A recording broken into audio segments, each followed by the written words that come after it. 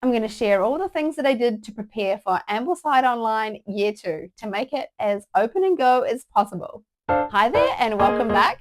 I'm Amy and I'm a homeschool mom of 2 boys in the south of New Zealand. If you're new here, well, so am I. Welcome. Let's join and grow together.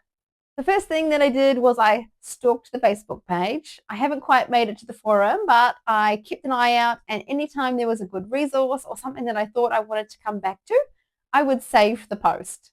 Once we were on our break, I started by looking at the songs and looking for the music and downloading it and making Yoto cards so that whenever we need to listen to it, we can just put the card in and listen and sing along.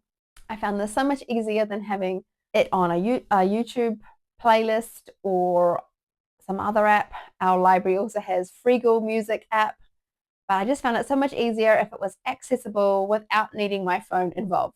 Next, I looked at the book list and saw which books were the same and which ones we needed to find for this next year. And I have mostly found all the books online and I have downloaded them to our tablet. No, this isn't really ideal, but it's cheap and it's the easiest way for me. I also keep an eye out at the secondhand shops, and I was really thrilled to be able to find this year The Wind in the Willows and a nice copy of Heidi, which is a free read. So I'm excited to be able to use those, and I have now made it my mission to keep an eye out whenever I go thrifting or to the op shops here to keep an eye out for any books that might be on the list. So I'm starting to build a library for the years to come, but it's just a lot of money to invest and then pay for shipping, especially from overseas like America. The exchange rate and the shipping make it sort of untenable for now. The next thing I did was go onto the Ambleside Facebook page and look in the files. And then I looked maybe for like year 2 or the different names of the books, and anything that looked like it might be relevant, I would open it and then I would save it to the computer and have a look, and then I would like the posts that I would know that I had already downloaded it. And then when I had all the files that I could find that seemed to be related to year 2, I would look through them all and see which ones I thought I could actually use. And then I would print them out and get them all ready. My husband works in a place where he can work with paper and things, so he stapled some and laminated covers and put rings on some of them. So once I had printed them out, it was easy to make them user-friendly for the year. I will have some B-roll of all the things that I printed out if you're interested. Otherwise, you can skip ahead. I have a pen, which I used to write on, which is very convenient to keep inside my journal. I just write down what we do each day as we do it. This is a little booklet that I found in the files, just a recitation for this year. And I have printed it out and turned it into a little booklet. It just goes through. That's term 1. I have with my Yoto, I'm going to trial this term. I've recorded all of these with spaces so the kids can copy after me and they can just do that from the Yoto card without me needing to be present. Also found this great file on the geography lessons that we need for this year and turned it into a little booklet. That way I can just have a physical copy. I'm not having to hunt it down online. All the lessons for each part and the questions are all here. Last year I was constantly looking up online trying to find the words. Someone made this beautiful little thing with all the words and I just printed it out. This here is based on habits and character stuff that I want to work on. So I, together with AI, have put together with the resources that I already have a bit of like lesson plans, and I've turned it into like a little booklet. So just a little thing that's going to take a few minutes, little stories, Bible verses, just some focus on some attributes, values I'd like to install into our family. Year 2 poetry. And so I just downloaded this and printed it out like a booklet. Something I want to be better about this year was doing timelines and map work, just to start off timeline, our own personal timeline, and I just printed and turned into a little booklet so we can start with the things that are valuable to them. And then I know it doesn't start till a bit later, but I also did one for each of the kids, students' timeline of history. So it just has like so for each of the centuries. This is copywork, one of my children.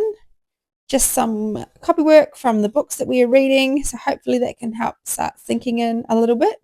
Older son, who has a good handle on his copywork already, I wanted to start looking at some cursive. And so I have printed out just a few sheets from K5 here. I just thought we would do some tests. We'd do, I don't know, maybe a week or two's worth of this work and practice, and we'll just see how that sticks. And then as I need to, I can print out more and turn it into a booklet. Found this lovely little picture study guide, just being super helpful just to guide my questions, just to help me. Here on the back is just a little bit of information about each artist.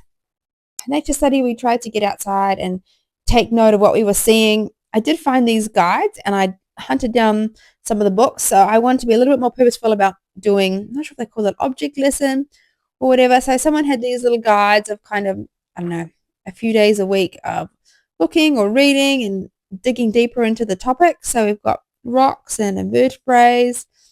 We have a fish here too. We can follow that lesson plan. This is Seabird. It talks about how and what to look for and what to colour. For each of the kids, I printed out some maps from someone's map packet so that we can get a little bit more of a look of what and where.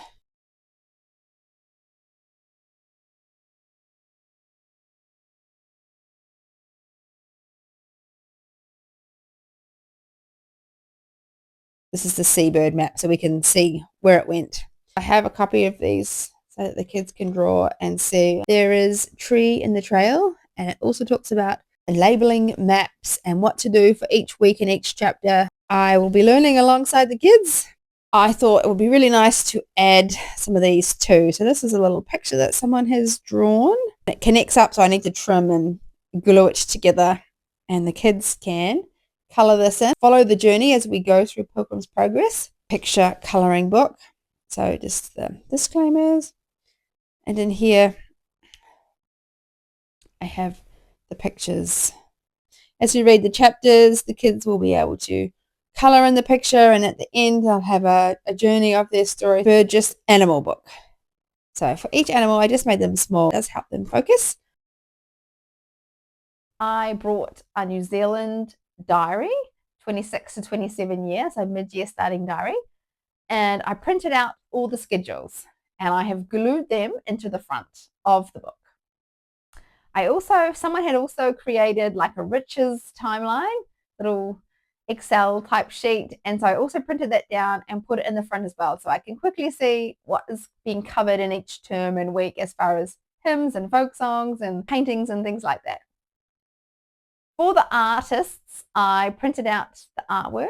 Some people had already made some amazing files, but I printed it out, and this year I printed it on like A4 pages rather than just a little picture inside a booklet that I had for last year, and a little bit thicker card as well. So I'm hoping to display it, and I have some better questions to ask, and then I brought something from Temu, like a sleeve that we're going to be able to stick to the fridge or the wall somehow, so that in between actually studying it, we can see it in our everyday life as well.